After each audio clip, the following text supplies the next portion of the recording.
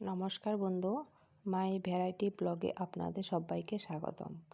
তো কিছুদিন আগে আমি একটি কুল গাছ দেখিয়েছিলাম, যেখানে ছোট ছোট ফুল এসেছে, অনেকগুলি ফুল এসেছে। এবার কুলগুলি অনেক বড় হয়ে গেছে। এখানে দেখুন, সেই ছোট্ট চারা গাছে অনেকগুলি কুল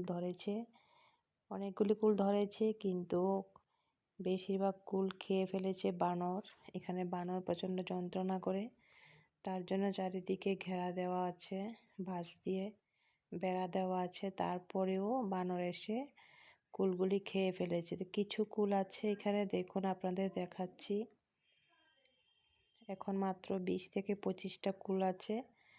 তো এখানে আমি একটা কুল ছিঁড়ে দেখব, খেয়ে দেখব কেমন খেতে লাগে। একটা বড় দেখে একটা কুল পারবো। এই কুলটা একটু বড় হয়েছে, এটা ছিঁড়ে নেব, ছিঁড়ে খেয়ে দেখব কেমন হয়েছে। তো আমার ভিডিওটি ভালো লাগলে লাইক করবেন, শেয়ার করবেন। ধন্যবাদ সবাইকে আমার ভিডিওটি দেখার জন্য। আর কমেন্ট করে জানাবেন ছোট্ট একটি কুল গাছে কুল ধরেছে। ভীষণ আনন্দ লাগছে আমার কাছে। এরকম যদি ছোট ছোট গাছে আপনারা কুল খেতে চান, তাহলে অবশ্যই বাড়িতে কুলের চারা লাগিয়ে দেখবেন।